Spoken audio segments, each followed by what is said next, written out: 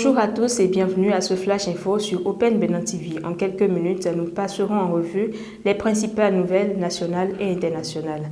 La directrice générale des douanes Adidjatou Hassan Zanouvi a lancé un atelier de 5 jours visant à renforcer les capacités des douaniers béninois en matière de contrôle du fret. Cette initiative s'inscrit dans le cadre de la phase 2 du projet sur la sécurité en Afrique de l'Ouest PSAO de l'Organisation mondiale des douanes OMD. L'objectif principal de cette formation est de permettre aux agents des douanes de mieux identifier les conteneurs et véhicules à risque et d'acquérir les meilleures pratiques pour la fouille. En plus des douaniers, des représentants d'autres structures partenaires, notamment l'unité mixte de contrôle des conteneurs UMCC et Benin Control participent également à cet atelier. La phase 2 du PSAO est mise en œuvre dans 5 pays de l'Afrique de l'Ouest, à savoir le Bénin, la Côte d'Ivoire, le Ghana, le Togo et le Nigeria.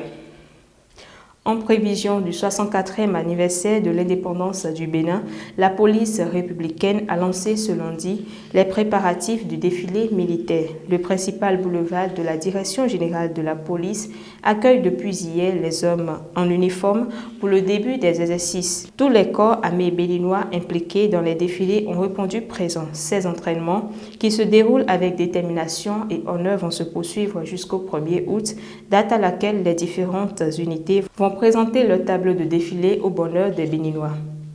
Dans le cadre de la Journée mondiale contre le travail des enfants, célébrée chaque 12 juin, le Bénin, à travers le ministère du Travail et de la Fonction publique, a lancé la première édition du concours de poésie intitulé « Oscar des enfants champions du droit au travail ». La cérémonie a été organisée en collaboration avec le ministère des Enseignements maternels et primaires et le ministère des Affaires sociales et de la microfinance. Ce concours vise à encourager les enfants à exprimer leurs visions et leurs expériences à travers la poésie, un moyen créatif et puissant de la communication.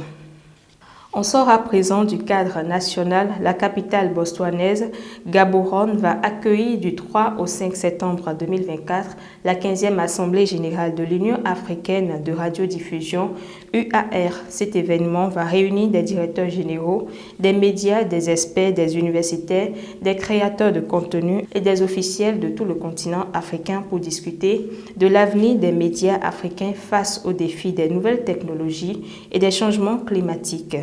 Cette assemblée vise à explorer les opportunités et les défis posés par l'évolution des technologies numériques dans le secteur des médias audiovisuels. L'Assemblée générale va également servir de plateforme pour renforcer la coopération régionale et internationale, développer des stratégies d'adaptation et impliquer les citoyens dans la lutte contre le changement climatique.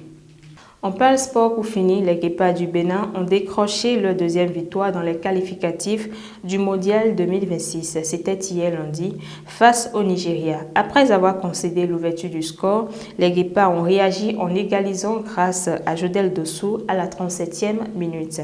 À quelques minutes de la mi-temps, le capitaine Steve Mounier donne l'avantage aux siens en reprenant du pied en ballon dévié par Mohamed Tidjani consécutivement à un corner tiré par Junior Olaitan. 2-1, c'est le score final. Grâce à cette victoire, les Guépards totalisent 7 points et sont provisoirement leaders du groupe C en attendant les 2 matchs restants qui vont se jouer aujourd'hui. C'est sur cette note sportive que prend fin ce Flash Info. Merci de l'avoir suivi. Retenez que la seule limite à votre épanouissement de demain sera vos doutes d'aujourd'hui. Alors croyez en vous-même et en vos capacités pour construire un avenir meilleur. Sur ce, bonne journée à toutes et à tous.